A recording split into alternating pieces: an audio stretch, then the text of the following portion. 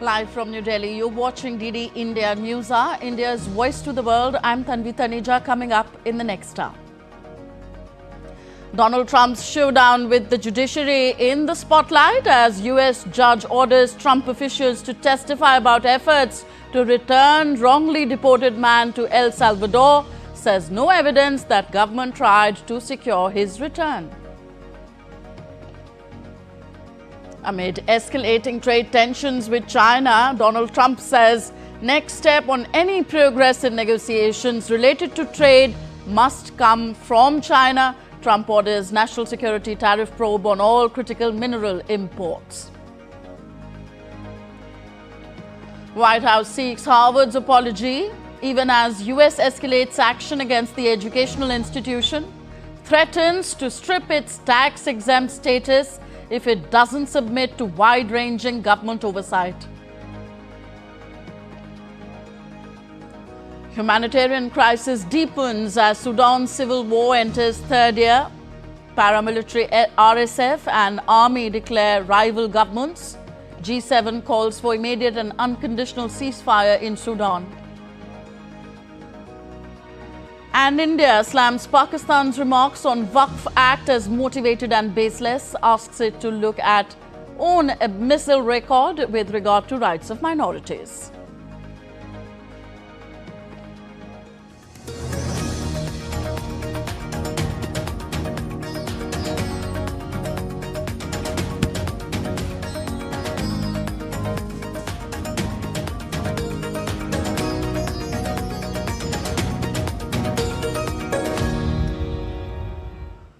US President Donald Trump's showdown with the judicial system came into the spotlight on Tuesday as a judge grilled his administration over its failure to return a migrant wrongly deported to El Salvador.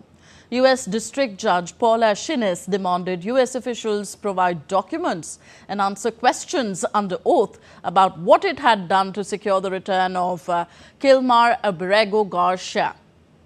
She earlier ordered Trump to facilitate his return, an order upheld by the Supreme Court. Trump has alleged that Abrego Garcia is an MS-13 gang member and foreign terrorist from El Salvador.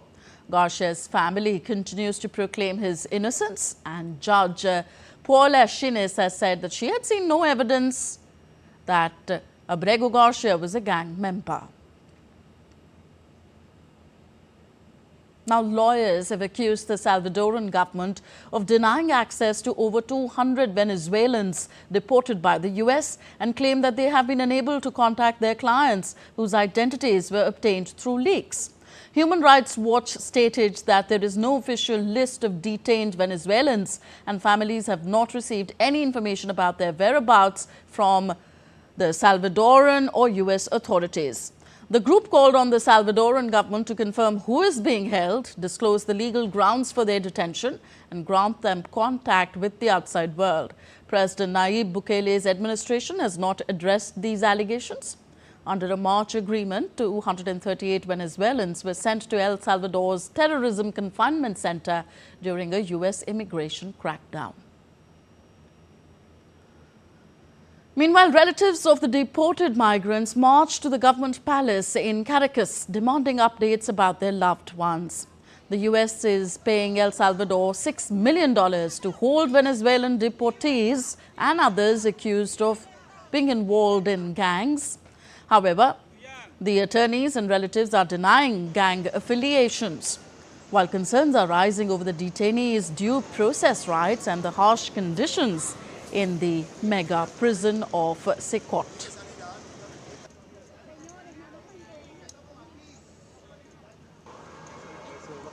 Further, US President Donald Trump has said that he plans to roll out a new program offering money for illegal immigrants in the country to leave voluntarily.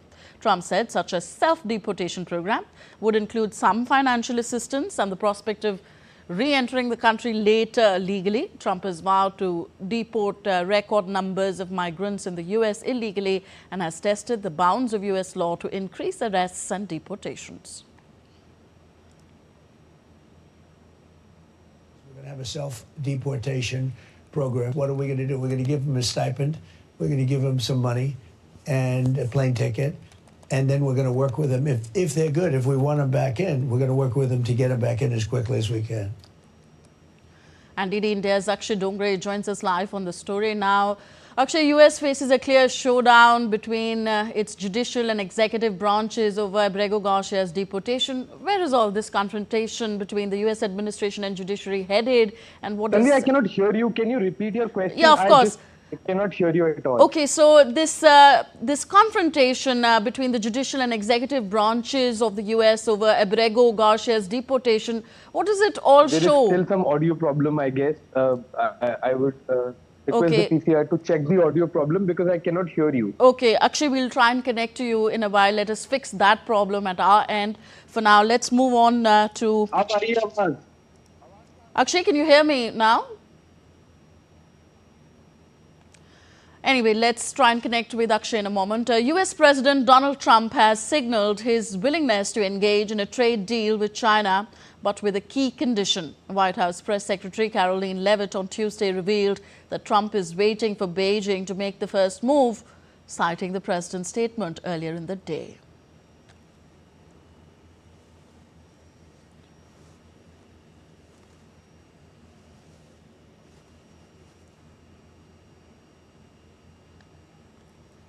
Make a deal with us. We don't have to make a deal with them.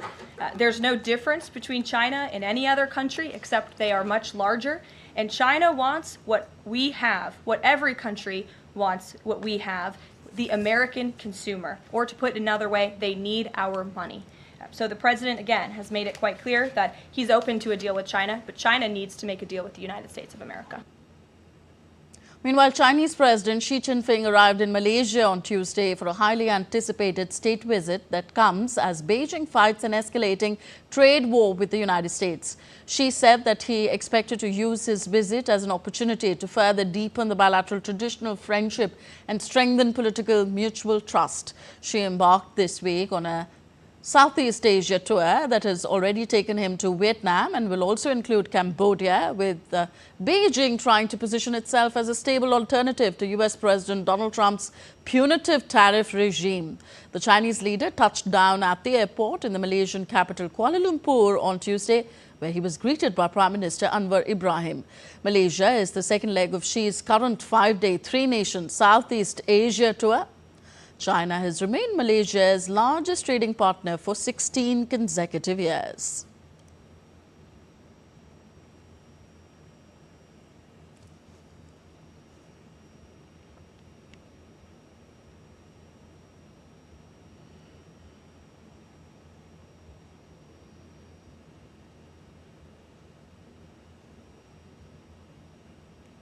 And let's go back to the story of the United States, where the US is facing a clear showdown between its judicial and executive branches over Abrego Garcia's deportation. Let's try and connect with Akshay Dongre. Akshay, where is all this confrontation between the US administration and judiciary headed, and what does it show?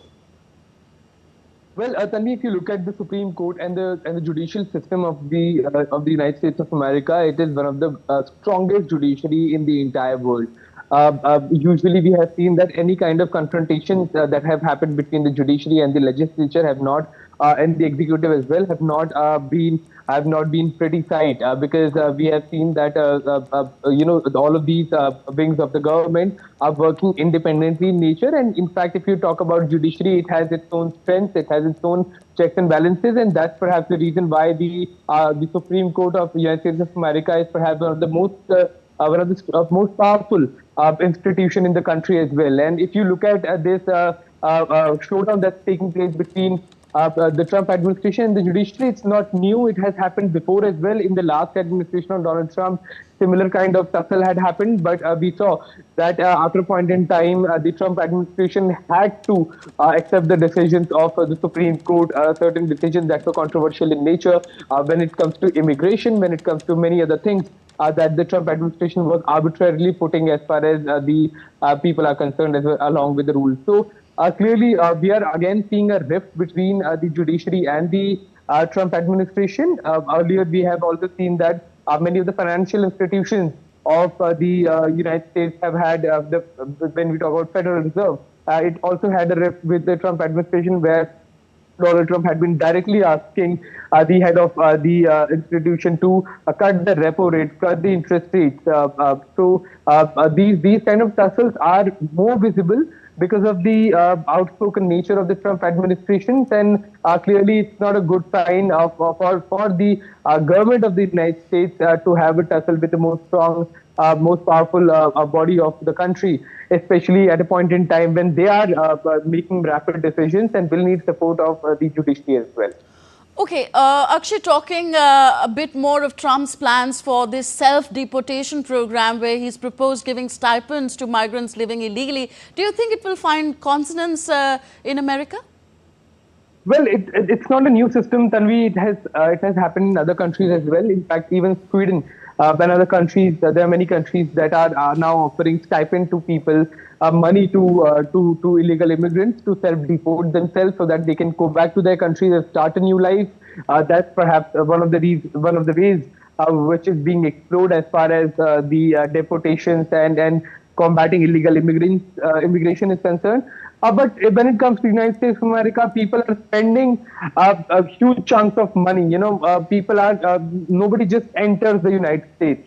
Either you have to go through legal routes that can take a lot of time.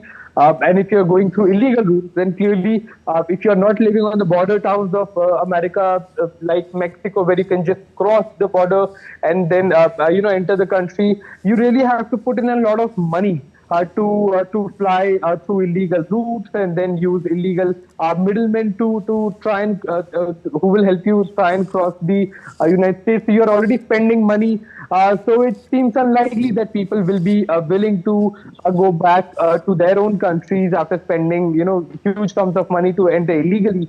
And they will be coming and self-deporting themselves. So for a country like US, it is unlikely that people will be going back. Many of the people will be going back just because of some stipend. Whereas when they know that there are other routes for them to stay and make much more money in the country. So this is a complicated situation, and seems that its implementation can only tell that how successful will this policy be. Okay, thank you very much. Akshay Dongre reporting from New Delhi on this story. US President Donald Trump ordered a probe into potential new tariffs on all US critical mineral imports on Tuesday, a major escalation in his dispute with global trade partners. Trump signed an order directing Commerce Secretary Howard Lutnick to start a national security probe under Section 232 of the Trade Expansion Act of 1962. The order calls for a review of market dynamics for all critical minerals, including cobalt, nickel, rare earths, uranium, and any other elements deemed necessary by US officials to assess the need for potential tariffs. The same law was used by Trump in February to launch a probe into potential copper tariffs. Earlier this month, Beijing placed export restrictions on rare earths in response to Trump's recent broad tariffs. The United States has only one rare earths mine, and most of its processed supply comes from China.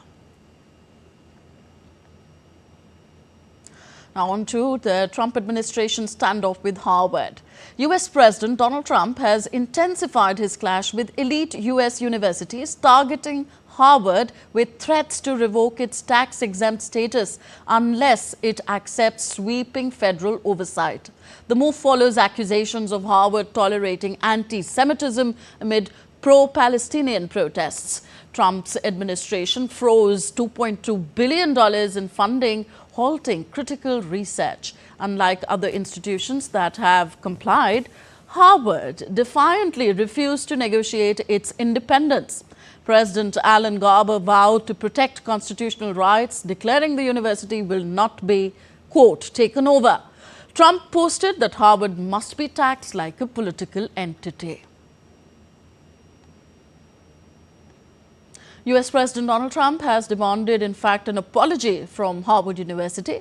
When asked about revoking the school's tax-exempt status, the White House responded that Trump wants accountability. Harvard, in return, rejected these demands, warning against conservative control over its institutions. To Harvard, as I said, the president has been quite clear they must follow federal law. He also wants to see Harvard apologize, and Harvard should apologize for the egregious anti-Semitism that took place on their college campus against Jewish American students. Further, US President spoke with the Sultan of Oman on Tuesday ahead of the next round of talks on Iran scheduled for Saturday in Oman, Muscat. The White House revealed that Trump's primary goal in these talks, which began last Saturday, is to prevent Iran from acquiring nuclear weapons. Trump and the Omani leader also discussed ongoing US military operations against Yemen's Houthis. The maximum pressure campaign on Iran continues, but as you know, the president has made it clear he wants to see dialogue and discussion with Iran while making his directive about Iran never being able to obtain a nuclear weapon quite clear. And the president spoke to the Sultan of Oman today, who helped facilitate these talks. The two leaders also discussed the United States' ongoing operations against the Houthis and emphasized that the Houthis will pay a severe price until they end their attacks on maritime traffic in the Red Sea. Now, more from the US. The State Department on Tuesday said that there is no final budget yet when asked about media reports of an internal planning document that showed President Donald Trump's administration wants to slash the State Department budget by about half. I can tell you that whatever you've seen in public was not released from this entity, was not released from this department, it was not released by the Secretary. That there is no final plan, final budget, final dynamic. That is up to the White House and the President of the United States as they continue to work on their budget plan and what they will submit to Congress.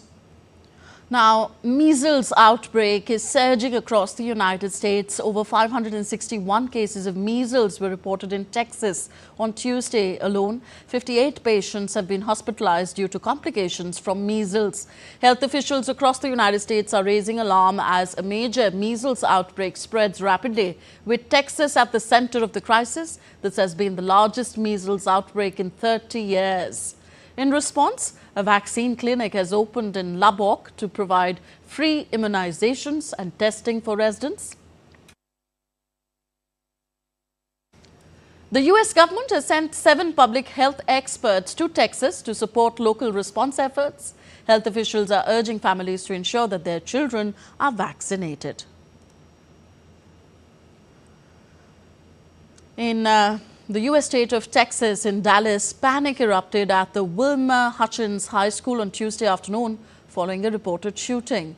Aerial footage showed students with hands raised exiting the campus under police direction. Emergency responders swarmed the scene. According to local reports, a 17-year-old male was shot in the lower leg, reigniting concerns over school safety in Texas.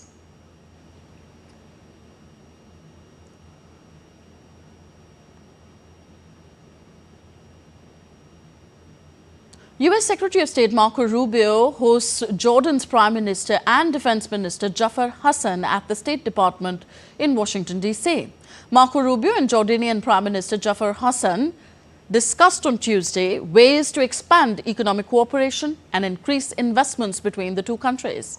The pair also discussed the situation in Gaza and the West Bank, the statement added. You're with us on DD India News Hour, still to come on the show. Indigenous leaders rally ahead of COP30 in Brazil, demanding fair energy transition.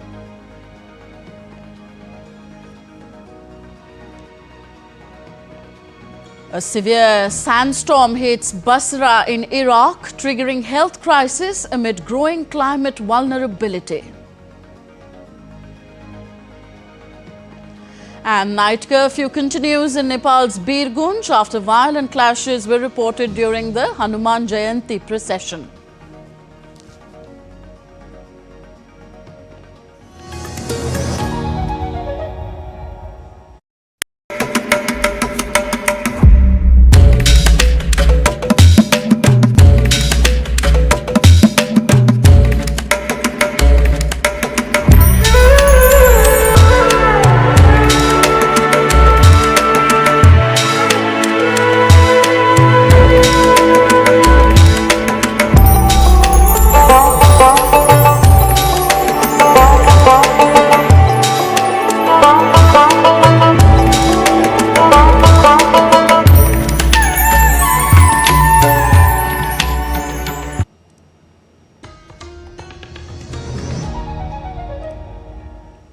Welcome back. You're watching DD India News. I am Tanvi Taneja. On to Africa now. Sudan's paramilitary declared the establishment of government rivaling the army-backed administration 2 years into a conflict that has triggered the world's worst humanitarian crisis. The fighting has pitted the regular army led by Abdel Fattah al-Burhan against the paramilitary rapid support forces headed by his former deputy Mohammad Hamdan Daglo. Daglo added on Tuesday that the paramilitaries, along with civil and political forces, had signed a transitional constitution, describing it as a roadmap for a new Sudan. That constitution provides for a 15-member presidential council representing all regions, symbolizing voluntary unity. Further, the G7 foreign ministers on Tuesday issued a statement calling for an immediate and unconditional ceasefire in Sudan, condemning attacks by Sudan's rapid support forces. The European Union and Britain pledged on Tuesday to increase aid for Sudan during a conference in London. Britain said that the conference aimed to improve the coherence of the international response to the crisis, although Sudan's government criticized the gathering because no representative from either side of the conflict was invited. Romania's interim president, Eli Bolojan, met a bipartisan delegation of 8 U.S. members of the Congress, the first U.S. officials to publicly visit Romania since the election was voided. The European Union and NATO members will repeat its 2-round election on May 4th and 18th after the Constitutional Court voided the initial ballot following accusations of Russian meddling denied by Moscow in favor of far-right frontrunner Calin Georgescu, who has since been banned from running again. Bolojan told the delegation that Romania is committed to ensuring its May presidential vote rerun and ensuring that it is fair and transparent after its election result in December was cancelled. In a written statement, Bolojan also underlined the importance of American troops in Romania and the Black Sea at a time when the Pentagon is considering withdrawing troops from Europe. On to Asia. Singapore will hold a national election on May 3rd, the Election Commission said on Tuesday, amid worries about the cost of living and fears of a recession as a result of US tariffs. This will be the first electoral battle for the ruling People's Action Party, PAP, under test of Prime Minister Lawrence Wong since he succeeded Lee Hsien Loong, the son of founding Premier Lee Kuan Yew, last year after decades of leadership by the Lees. Wong took over from longtime Premier Lee Hsien Loong as leader of the PAP in May 2024. The parliament was dissolved on Tuesday, clearing the way for the vote. The election will take place amid a gloomy economic outlook as US President Donald Trump's tariffs threaten to hit activity in Singapore.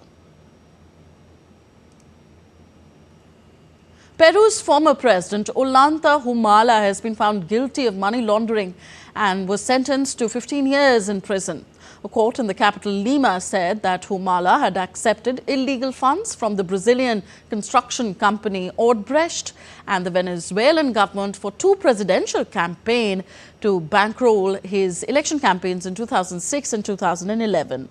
His wife, Nadine Heredia, who co-founded the Nationalist Party with Humala, has also been found guilty of money laundering and sentenced to 15 years. Prosecutors had asked that Humala be sentenced to 20 years in jail and Heredia to 26.5 years.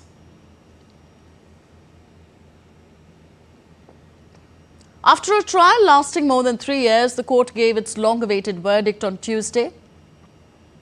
Humala attended the verdict in person while his wife heard it via the video link. The former president and his wife had denied any wrongdoing.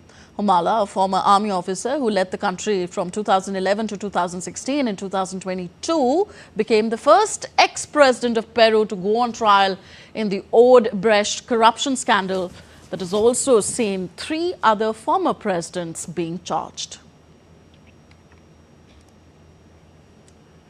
As the world gears up for the COP30 climate summit in Brazil, indigenous representatives from across the globe gathered in front of Brazil's foreign ministry to call for a just energy transition. They were demanding for an equitable and fair energy transition that places indigenous peoples at the forefront of climate action. The rally, which brought together leaders from Brazil, Canada, Colombia and various African countries, emphasized the urgent need for policies that recognize indigenous rights and their crucial role in protecting the planet's ecosystems. Holding a large banner, the group made a poignant statement. Part of it was painted using ashes from the recent devastating fires in the Amazon that ravaged vast swathes of rainforests earlier this year. The event was both a call for justice and a powerful display of solidarity.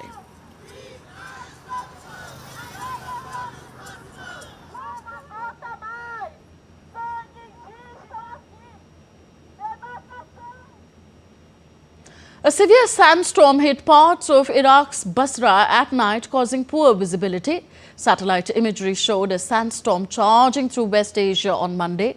Around 1,041 cases of suffocation, with patients admitted due to breathing difficulties linked to poor air quality and possible viral infections, were reported. According to the United Nations, Iraq is the fifth most vulnerable country in the world due to climate crisis. Drought and extreme temperatures are drying up farmland and making large parts of Iraq barely habitable during the summer months.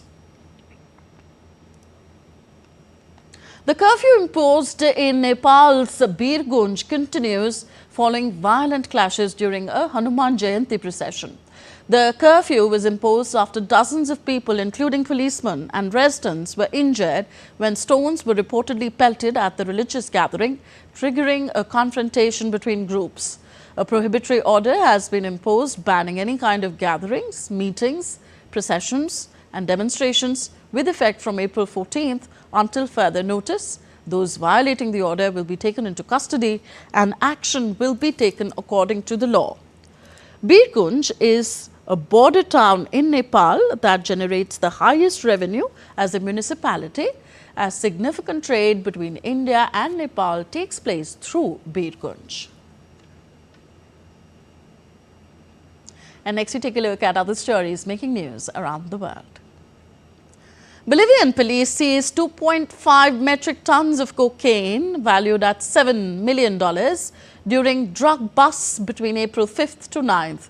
Authorities arrested 3 Colombian nationals, confiscated 2,398 drug packets, 4 firearms and seized nearly 1,888 kilos of cocaine in 2 operations, one in Marban province and another in Yacuma province.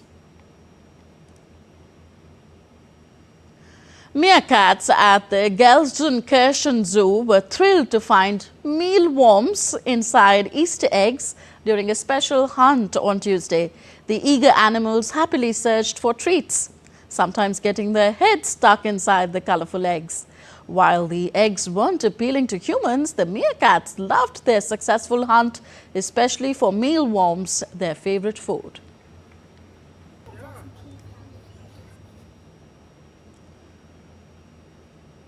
Climbers from Switzerland and Austria broke a 21-year record by completing the north faces of the Isar Monch and Jungfrau in only 15 hours and 30 minutes. The duo began their ascent in the darkness and reached the Eiger in just under 6 hours, a distance that takes many amateur climbers 1 or 2 days.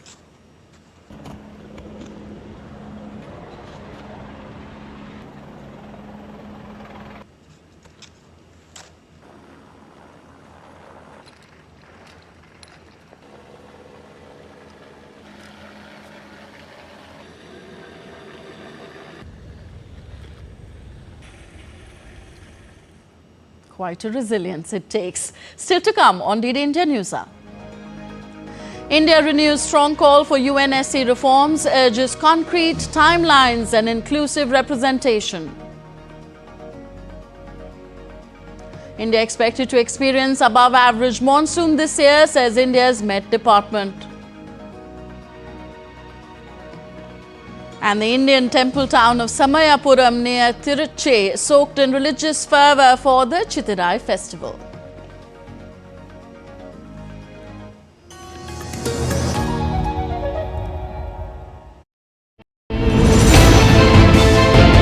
geopolitics and trade deals, economic challenges amid development, hard work and the path to prosperity. It's the economy always. Between walkers, money is what money does and says. Supply creates its own demand. Between the bulls pulls and bears tears. When supply chains globalization and India rises to the podium.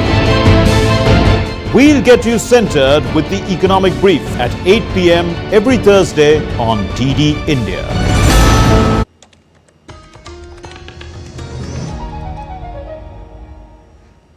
You're watching DD India News Hour. I am Tanvi Taneja. A quick reminder of the headlines we are tracking at this hour. Donald Trump's showdown with the judiciary in the spotlight as US judge orders Trump officials to testify about efforts to return a wrongly deported man to El Salvador, says no evidence that the government tried to secure his return. Amid escalating trade tensions with China, Trump says next step on any progress in negotiations related to trade must come from them. Trump orders national security tariff probe on all critical mineral imports. White House seeks Harvard's apology even as US escalates action against the educational institution, threatens to strip its tax-exempt status if it doesn't submit to wide-ranging government oversight. Humanitarian crisis deepens as Sudan's civil war enters third year. Paramilitary RSF and army declare rival governments. G7 calls for immediate and unconditional ceasefire in Sudan. And India slams Pakistan's remarks on Waqf Act as motivated and baseless, asks it to look at own abysmal record with regard to rights of minorities. India on Tuesday slammed Pakistan for its unfounded remarks on the Waqf Amendment Act, enacted by the Parliament. Foreign Ministry spokesperson Ranveer Jaiswal said on Tuesday that Islamabad has no standing on the issue and should look at its own abysmal record in protecting the rights of minorities. In a statement, the MEA said, and I quote, "We strongly reject the motivated and baseless comments made by Pakistan on the Waqf Amendment Act enacted by the Parliament of India. Pakistan has no locus standi to comment on a matter that is internal to India. Pakistan would do better to look at its own abysmal record when it comes to protecting the rights of minorities instead of preaching to others," unquote.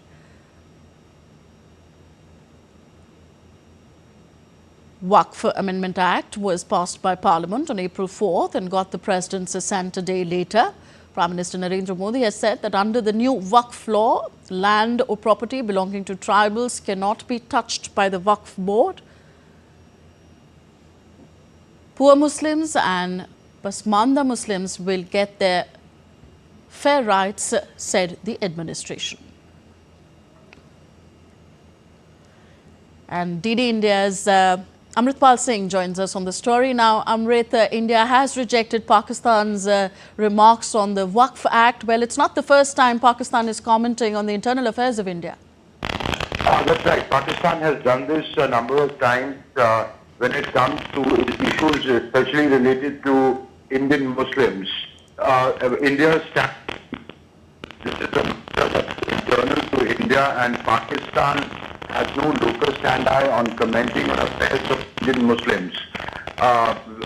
They should in fact focus on protecting the rights of their own minorities. Apologies, Amrit. There seems to be some connection problems at your end. We'll try and connect with you a little later in the bulletin.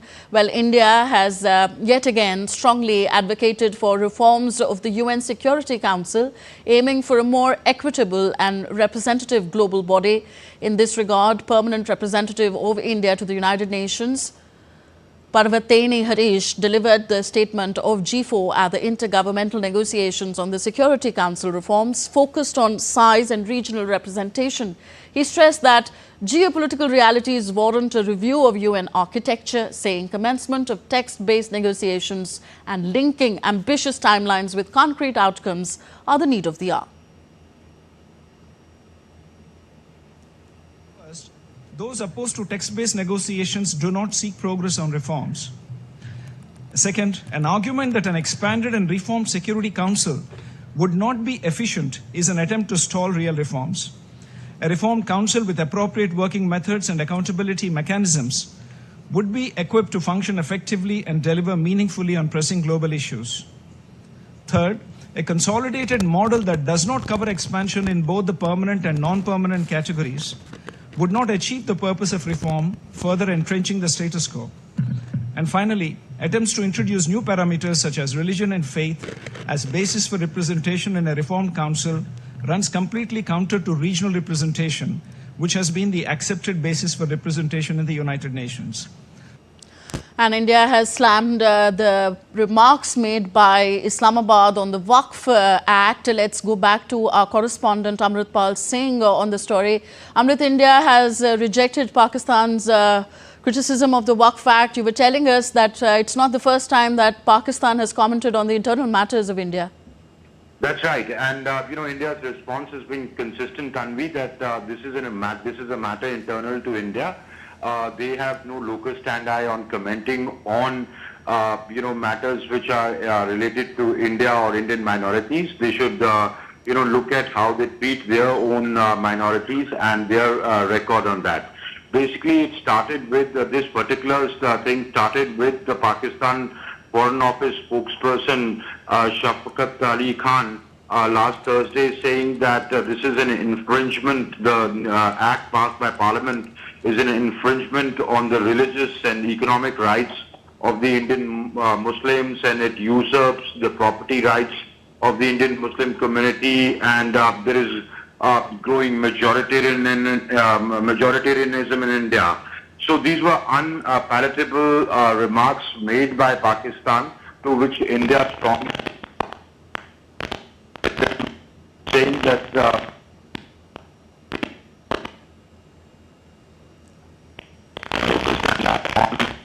All right, Amrit, thank you for joining us on the story. Now, the 6th edition of the joint military exercise Dost Lake between India and Uzbekistan began at the Foreign Training Node in Pune on Tuesday. The 14-day exercise will focus on the counter-terrorism operations in sub-conventional domains and will include both Army and Air Force elements.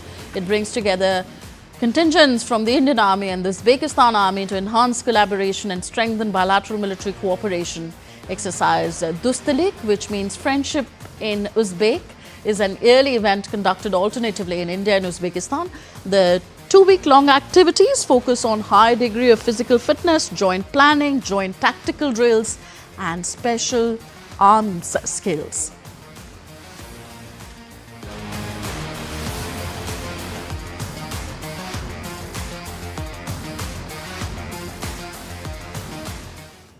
India's monsoon is expected to bring above normal rainfall, easing concerns for farmers and key sectors. IMD Chief Mrutyunjay Mohapatra ruled out El Nino, forecasting 105% of the long-term average over 4 months. DD India's Rahul Upadhyay reports.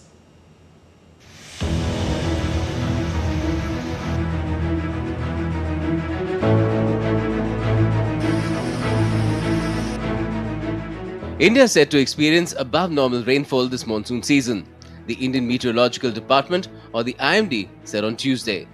The country can also finally breathe a sigh of relief, as El Nino conditions are expected to remain neutral this year. This year, southwest monsoon seasonal rainfall from June to September over the country as a whole for this during this year is most likely to be above normal category. This year, the El Nino condition is neutral, and also the IOD condition at present over the Indian Ocean, and maybe whatever the climate model is telling also it is a neutral IOD. So both the things are neutral.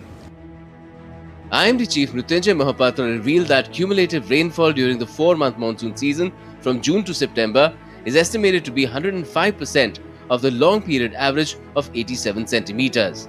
2025 monsoon season के दौरान यानी जून से सितंबर के period में normal rainfall से ज़्यादा rainfall होने की संभावना है और क्वांटिटेटिवली देखें तो लॉन्ग पीरियड एवरेज रेनफॉल जो 87 सेंटीमीटर है इसका 105% रेनफॉल इस बार होने का संभावना है.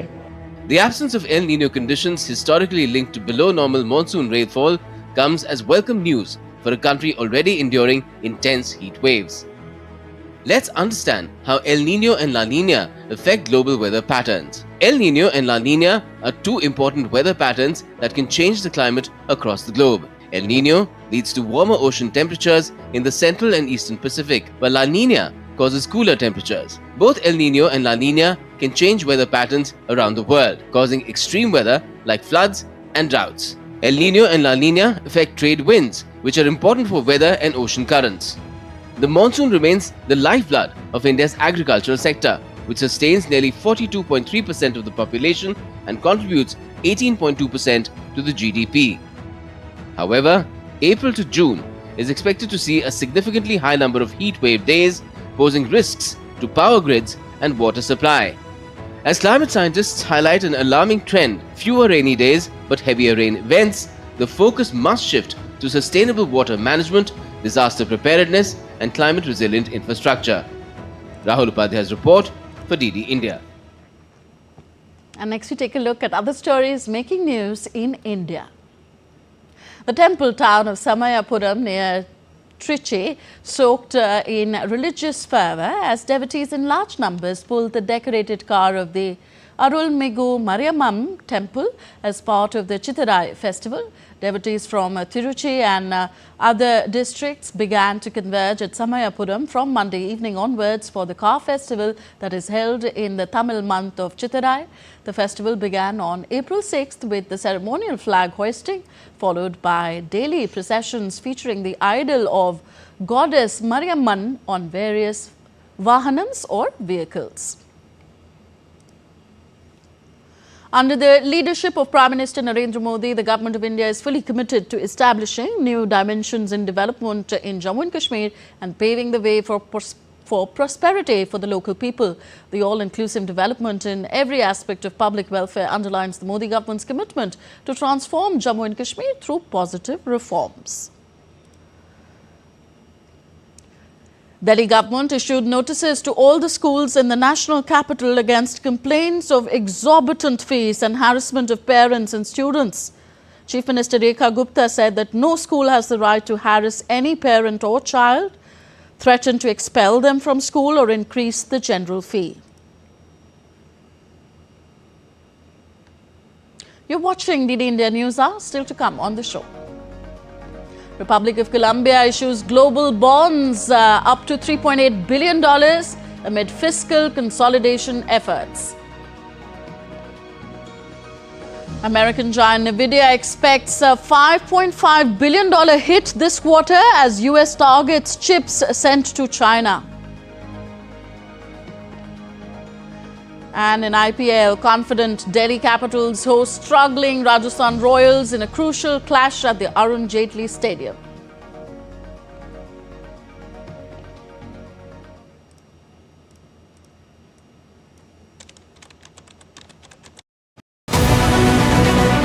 This week on Defense Dynamic, India and the United States wrap up Exercise Tiger Trump 2025 on India's east coast. India successfully tests its long-range glide bomb Gaurav. Can this homegrown weapon redefine precision strike capability and send a strong message across the border? What are direct energy weapons? Why, after successful trial of DRDO's DEW, India is now in the exclusive club? And inside the Indian Air Forces, how the Bull Pack strategy is transforming aerial warfare, coordination and lethal intent. Tune in this Wednesday at 8 p.m. IST only on DD India.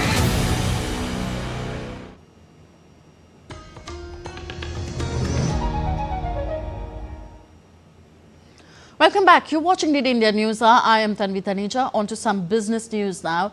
Mexico is pushing to reopen talks with the United States after Washington announced its intention to withdraw from a pivotal tomato trade deal. The 1996 suspension agreement, last renewed in 2019, shielded Mexican tomatoes from steep U.S. anti-dumping duties. But now, the U.S. Commerce Department says ending the pact is necessary to level the playing field for American farmers.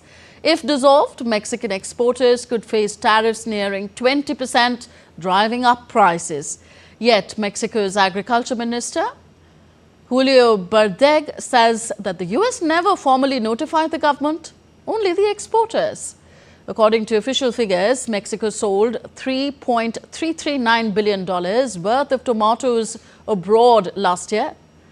In the first 2 months of 2025 alone, the country exported $631.3 million worth of the vegetable, almost all of which went to the U.S. market. Colombia issued global bonds for up to $3.8 billion with 2030 and 2035 maturities. The funds collected will be used to meet the government's 2025 financing target, the ministry said, adding that the bond sale attracted robust investor interest with purchase orders totaling nearly $10.17 billion, almost triple the amount offered. Colombia's strong demand response suggests sustained appetite for its debt amid ongoing efforts to consolidate fiscal accounts. AI giant NVIDIA expects a $5.5 billion hit this quarter due to a new U.S. licensing requirement on the primary chip it can legally sell in China. U.S. officials last week told NVIDIA that it would need to obtain a license to export the H20 chips to China for the indefinite future. NVIDIA shares were down about 6% in after-hours trading since U.S. President Donald Trump made a major tariff announcement on April 2nd. The H20 is currently NVIDIA's most advanced chip for sale in China and is central to its efforts to stay engaged with China's booming AI industry. Meanwhile, the United States had already restricted exports to China of NVIDIA's most sophisticated GPUs tailored for powering top-end artificial intelligence models. You're watching DD India News Hour. Time now for some sporting action. First, let's give you IPL updates. Delhi Capitals will face Rajasthan Royals in match number 32 of the Indian Premier League 2025 at the Arun Jaitley Stadium in Delhi on Wednesday. Rajasthan are coming after getting a 9-wicket thrashing at the hands of Royal Challengers Bengaluru in Jaipur. A major issue for the Rajasthan Royals has been their batting. It hasn't clicked as a unit, and the lack of batting depth in the side isn't helping their cause either. Delhi, on the other hand, started the season with 4 consecutive wins before suffering their first defeat against Mumbai Indians in their last fixture. Despite the loss, the performance by their impact player Karun Nair, shining brightly with a breathtaking 40-ball 89 in his first game of the tournament, was a big positive for them. The Bangladesh Cricket Board on Tuesday confirmed that Indian cricket team will tour Bangladesh in August this year for a 6-match white ball series. The tour will feature 3 ODIs and 3 T20s. The matches will be split between Mirpur and Chattogram, with the ODI series beginning on August 17th. The T20 leg starts on August 26th in Chattogram and concludes with 2 matches in Mirpur on August 29th and 31st.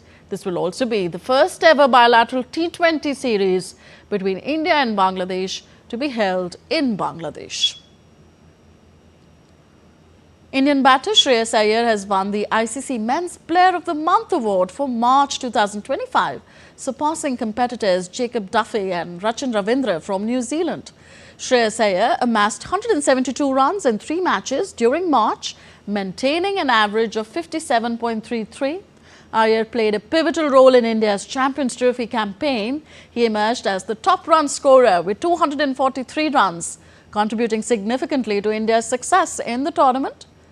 Iyer was the second highest run scorer of the Champions Trophy 2025, only 20 runs behind Rachin Ravindra.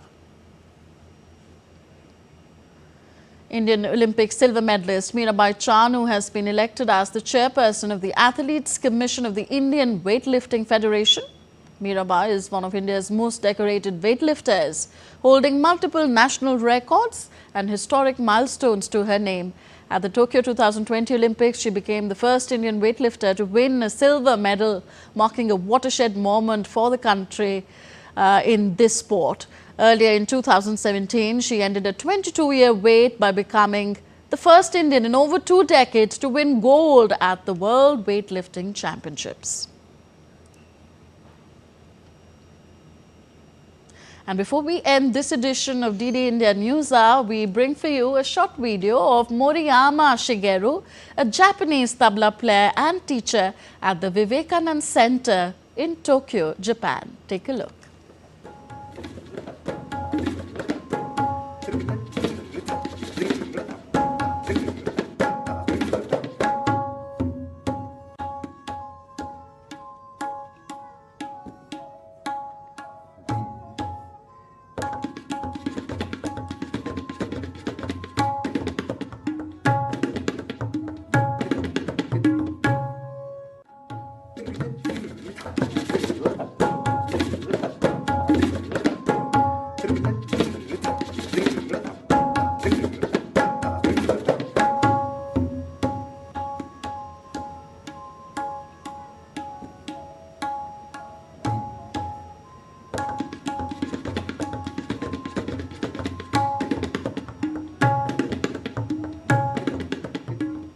So those were Shigeru's tabla playing skills for you from Japan. That's all for this edition of DD India News Hour. Do let us know your thoughts on the news of the day. Connect with us on our different social media handles at DD India Live. And you can also download our DD India mobile app for quick news and updates on the go. The app is available on both Android and iOS platforms. We'll be back with more news as it breaks here on DD India. I'm Tanvi Taneja. From all of us here in New Delhi, thank you for watching. Namaskar.